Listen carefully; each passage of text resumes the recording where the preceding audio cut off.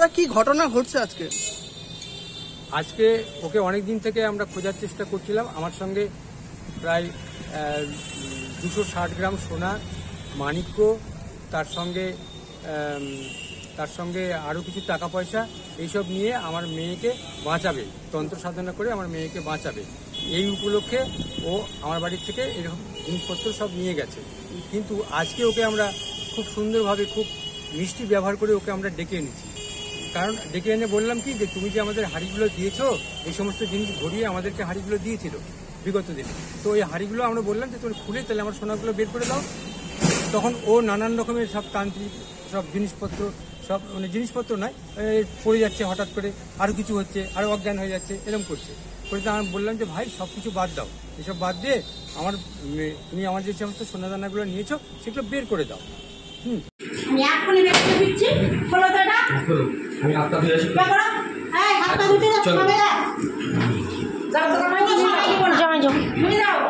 ওই যে হুড়া পয়সা দিয়ে তুমি যাও। আমি সময় দিতে পারবো না। আমাকে এখনই খুলে দেখা। আমি এখনই খুলে দেখা। মিথ্যা আছে কিছু নেই। কিছু নেই আমি বলছি। মানুষের আমাকে সামনে রাখা করে দেওয়া হয়।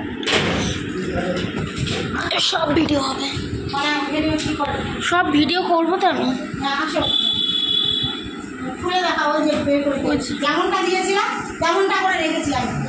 আসো তোমার সবাই বেড়ে গেছে না, আবার সেই আসো, আমার চোখের সামনে তোমাকে খুলে দিতে হবে। আমি খুলে দেবো, রাখো ওখানে, আমি এখানে রাখো, মানে সাজায় রাখো, আমি ভিডিও ঢুকবো না, আমিও বাইরে থাকবো।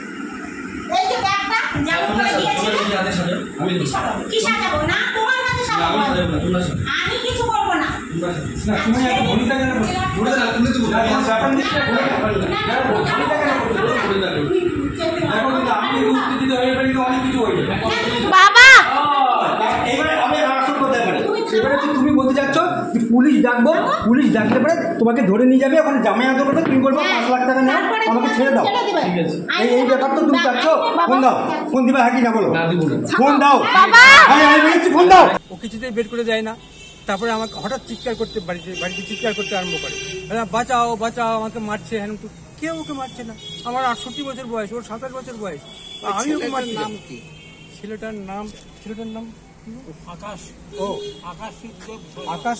আকাশ সুখদেব সরকার, ছাত্রপল্লীতে বাড়ি। আকাশ সুখদেব সরকার, ছাত্রপল্লীতে বাড়ি। ওর বাবার নাম জগদীশ সরকার। তারপর কি করলেন? তারপরে এই তো আমরা যখন দেখলাম বেগতিক, একটু কিছু বের করে দিচ্ছে না, অনেকক্ষণ ধরে সে 9:30 এসে 12:40 পর্যন্ত ওর সঙ্গে আমরা এইসব কথাবার্তা বলেই যাচ্ছি। ও যখন কোনো কথাতে রাজি যখন হচ্ছে না, তখন আমরা বাধ্য হয়ে আমরা থানায় চলে এসেছি। আর ও বাড়িতে চিৎকার করছে, পাড়ার লোক সব চলে এসছে আমার বাড়িতে, কি হচ্ছে ওই বাড়িতে, কেন চিৎকার হচ্ছে, কখনো তো চিৎকার হয় না এরকম, বাঁচাও বাঁচাও বলে চিৎকার করছে। পুলিশে অভিযোগ জানিয়েছেন? হ্যাঁ, অভিযোগ। পুলিশ কি ধরে নিয়ে গেছে তাকে? হ্যাঁ, ধরে নিয়ে এখন লকআপে আছে। আচ্ছা, আপনার নাম? আমার নাম রামানন্দ পাল। কি মনে করছেন, আপনাদের সঙ্গে প্রতারণা করেছে? হ্যাঁ, আমাদের সঙ্গে প্রতারণা হয়েছে, চুরি হয়েছে আমার জিনিসপত্র।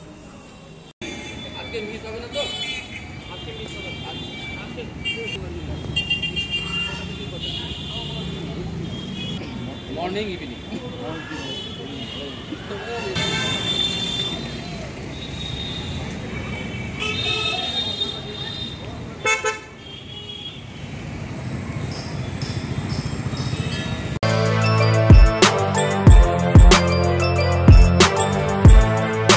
এখন অনেক বড় শ্রী লেদার্স, হাওড়া ময়দান।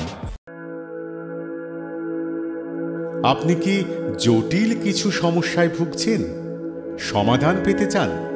যোগাযোগ করুন প্রখ্যাত জ্যোতিষ ও তান্ত্রিক মনসারাম ভট্টাচার্যের কন্যা মনসা কন্যার সাথে।